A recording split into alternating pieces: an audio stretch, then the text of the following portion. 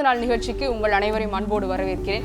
ஒரு வார நிகழ்வுகளின் ஒட்டுமொத்த அலசல். இந்த வாரம் நடைபெற்ற முக்கிய நிகழ்வுகள், அதனை பல்வேறு கோணங்களில் இன்று விரிவாக விவாதிக்க உள்ளோம். அதற்கு முன்பாக இந்த வாரம் நடைபெற்ற முக்கிய நிகழ்வுகள் சிலவற்றை பார்க்கலாம்.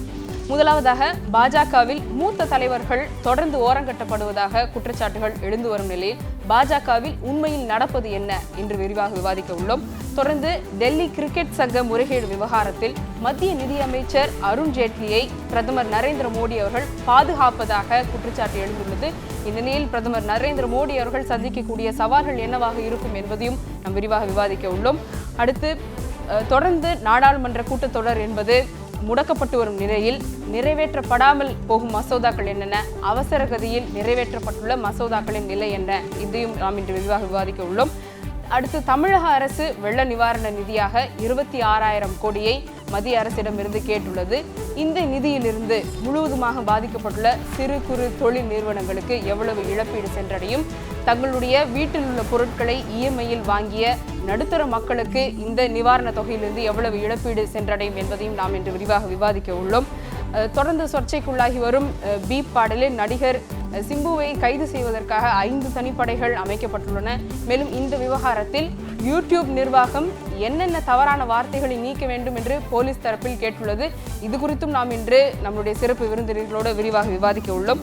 மேலும் தமிழக அரசியலில் தேமுதிக கட்சியை கூட்டணிக்கு அழைப்பதற்கு பல்வேறு கட்சிகள் அழைப்பு விடுத்துள்ளன. உண்மையில் தமிழக மக்களிடையே தேமுதிக கட்சிக்கு எவ்வளவு ஆதரவு இருக்கிறது என்பது குறித்து நாம் இன்று விரிவாக விவாதிக்க உள்ளோம். மேலும் ஜல்லிக்கட்டு விவகாரத்தில் அதனை உடனே நடத்த வேண்டும் என்பதற்காக அவசர சட்டம் இயற்ற வேண்டும் என்று தமிழக முதல்வர் ஜெயலலிதா அவர்கள் கடிதம் எழுதியுள்ளார். இந்த நிலையில் இப்படி ஒரு அவசர சட்டம் அவசியமா, இதனை உடனே நிறைவேற்ற முடியுமா, சாத்தியமா என்பது குறித்தெல்லாம் நாம் விரிவாக விவாதிக்க உள்ளோம். மேலும் நரேந்திர மோடி அவர்களின் வெளிநாட்டு சுற்றுப்பயணம், ரஷ்யா, ஆப்கானிஸ்தான், அது மட்டுமல்லாமல் திடீரென்று அவர் பயணம் சென்று வந்திருக்கக்கூடிய பாகிஸ்தான், இந்த சுற்றுப்பயணங்களினால் இந்தியாவுக்கு கிடைத்திருக்கக்கூடிய பலன்கள் என்னென்ன என்று விவாதிக்க உள்ளோம். இறுதியாக, ஐஎஸ்எல் கால்பந்து தொடரில் சென்னை அணி வெற்றி பெற்றுள்ளது. தொடர்ந்து இது போன்று நடத்தப்படக்கூடிய தொடர்களினால் இந்தியாவில் கால்பந்து விளையாட்டு வளர்ச்சிக்கு இட்டு செல்லுமா என்பது குறித்தும் விரிவாக விவாதிக்க உள்ளோம். இது மட்டுமல்லாமல் பல்வேறு முக்கிய நிகழ்வுகள் குறித்தும் இன்று நாம் நிகழ்ச்சியில் விவாதிக்கிறோம். வணக்கம் நேயர்களே. கடந்த வாரங்கள் போலவே இந்த வாரமும் இங்கே ஒரு கார்ட்டூன் நான் வரைய போகிறேன். இந்த கார்ட்டூன் எப்படி இருக்கும் அப்படின்னா, முழுமையான கார்ட்டூனாக இல்லாமல் ஒரு அன்ஃபினிஷ்ட் கார்ட்டூனாக தான் அதை நான் வரைய போகிறேன்.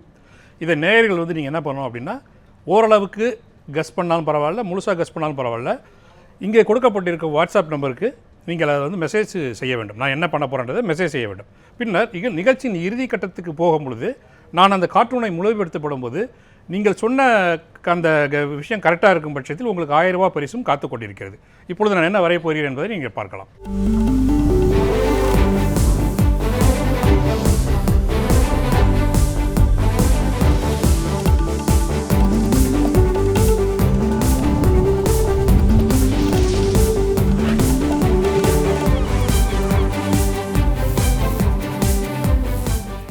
நேயர்களே, நிகழ்ச்சியின் இறுதியில் அந்த முழுமைப்படுத்தப்பட்ட கார்ட்டூனை நாம் பார்க்கலாம்.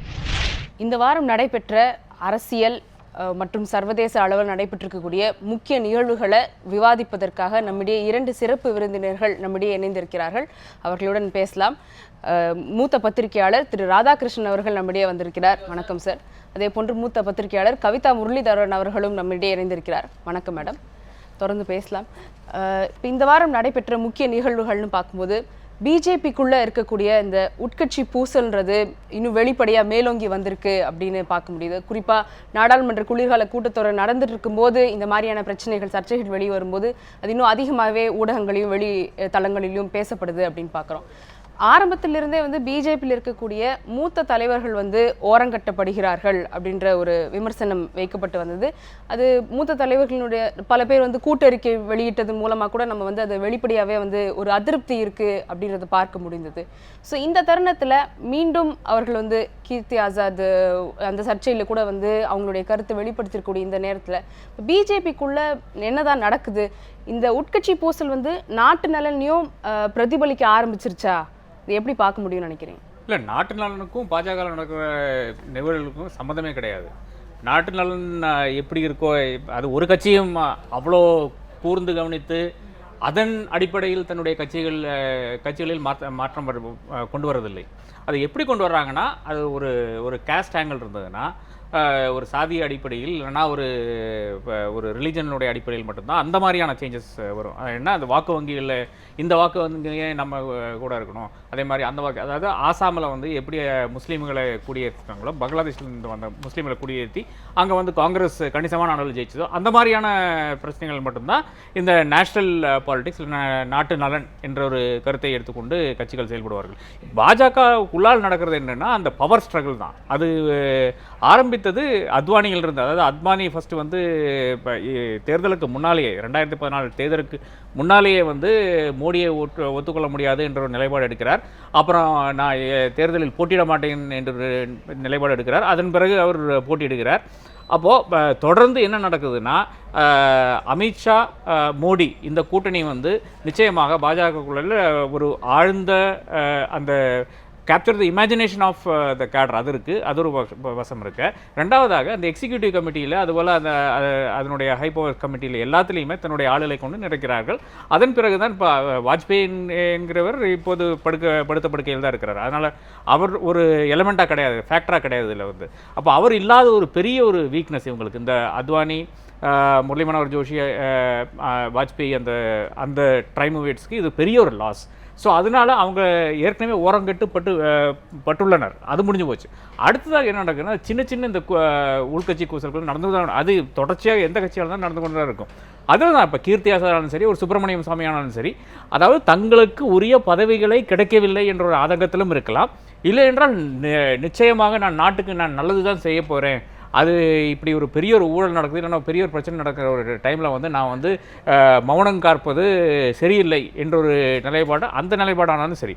ஆனால் இப்போ கீர்த்தியாசனுடைய அந்த வெளிப்படையான என்ன பேசினாரோ, இதுவரை என்ன பேசியிருக்காரு என்று பார்த்தாலும், அதே போல் சுப்பிரமணிய சாமி என்ன பேசியிருக்காருன்னு பார்த்தோம்னா, நமக்கு என்ன தெரியுதுன்னா, அவங்களுக்கு பதவி கிடைக்கவில்லை, அதனால் வரும் ஆதங்கம் தான் என்று தான் கருத்தில் கொள்ள முடியுமே ஒழிய, இது ஒரு நாட்டு நலன் இல்லைன்னா பாஜகவினுடைய நலன் என்ற ஒரு அளவுக்கு போகாது. ஆனால் ரெண்டாவதாக பார்க்க வேண்டியது, இவங்க ரெண்டு பேரும் ரொம்ப ப்ரைவேட் இண்டிவிஜுவல்ஸ். கட்சிக்குள்ளால் அவ்வளோ பெரிய ஒரு பெரிய ஒரு ஒருமித்த கருத்தோ இவங்க ஒரு பெரிய தலைவர்களாகவோ ஒரு காலமும் கொண்டாடின கிடையாது யாரும். ஸோ கீர்த்தி ஆசாதுங்கிறத ஒரு கிரிக்கெட் ஆடி கொண்டிருந்த ஒரு வீரர், பீகார் கிரிக்கெட் அசோசியேஷனில் இருந்தார். அப்புறம் அதன் தொடர்ச்சியாக சென்ட்ரல் கமிட்டி பிஜேபிக்கு வந்துள்ளார்.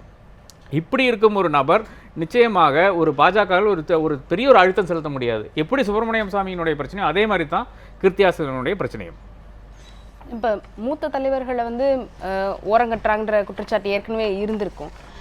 இப்போ மார்க்தர்ஷக் மண்டல் அப்படின்னு சொல்லி ஒரு குழு அமைச்சு, ஸோ அவங்களுக்கு பொறுப்பு கொடுக்குற மாதிரி கொடுத்து, ஆனால் அவங்களுடைய கருத்துக்களை வந்து ஏற்றுக்காமல் இருக்காங்க அப்படின்றது இருக்குது.